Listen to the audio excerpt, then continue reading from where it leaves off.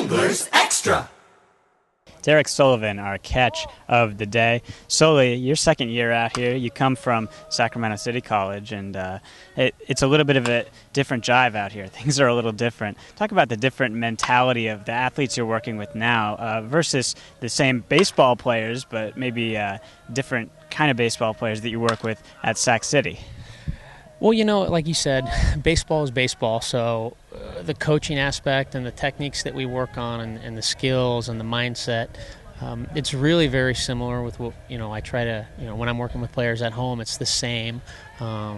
It's just like I think I said last year, and talking to my guys back at home, the difference is, a lot of guys in this league, on this team, because we've been fortunate at Chatham, are going to be high draft picks next year. So, the tools that they possess, are sometimes pretty impressive, whereas back at home at the junior college level, that just doesn't happen quite as often.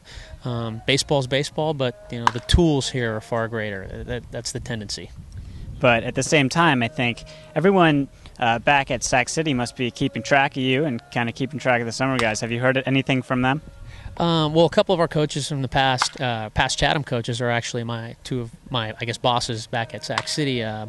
Bomber, our pitching coach, and Cap, our head coach, Andy McKay. We stay in touch. There's a little bit of banter here and there. Andy's coaching in the Northwood League as a manager for lacrosse, and they're doing very well. And so it's the friendly competitiveness, and everybody wants everybody to do well. John Schiffner essentially melded together the same staff that he had last year. Why do you think that was, and what is the value specifically that some of the other pieces of this puzzle create? Well, keeping the same group of guys together, we have a better idea of, our strengths and weaknesses as a staff and where we can get better and improve, and, just the consistency aspect we can grow as a coaching staff. And we had good chemistry last year with the staff. It didn't work out as well as we'd hoped on the field, but we thought we provided a pretty good environment, and there were some changes that we wanted to make, and just come back and try it again. And I think we've had some success in doing that so far, and we have a really good group of guys to work with. Derek, more than any other coach, when we talk to you, we talk about, he's directing base runners, he's throwing BP, he's giving instruction all the time, but there's never one static thing that we say that you're doing. You're kind of the jack of all trades of sorts. So when you show up at the breakfast table at Schiff's house in the morning, what specifically does he expect from you, and what is perhaps the primary attribute that you bring to the team?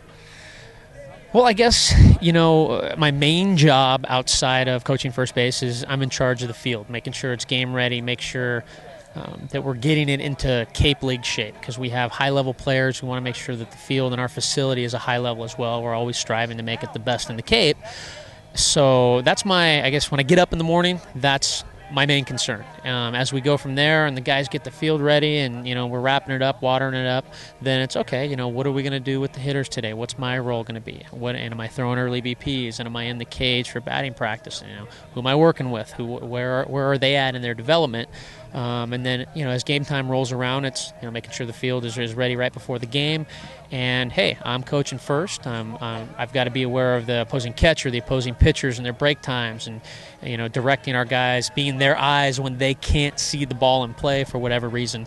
So, it constantly changes throughout the day, but that's what I love about it. That's what I love about coaching baseball is there's always a different aspect to work on and help these guys with. Derek, the rivalry war starts this evening with Orleans, and 16 games into the schedule, I was at the gym even just yesterday, and guys on this team go to the gym together, and they are yelling at each other to improve and to continue to get better, really trying to pull each other up. Just 16 games into the schedule, they are a well-melded team. You see any differences just in the way that guys are interacting between this year and last year, and also this team and the team you work with back at home? Well, this year's team, for whatever reason, they're just a fantastic, group of guys to be around. They work hard. They receive instruction. They take the coaching. And again, these are our guys. We borrow them for the summer. That's in reality. They come from highly touted programs, respected coaches, and they have a way of doing things.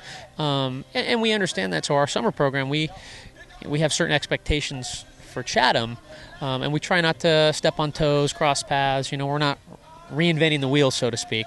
But the things that we do talk about are the day in and day out process of playing the game at a very high level. Hitting specifically, you're going to see a lot of 95-mile-an-hour fastballs day in and day out. How do you deal with that?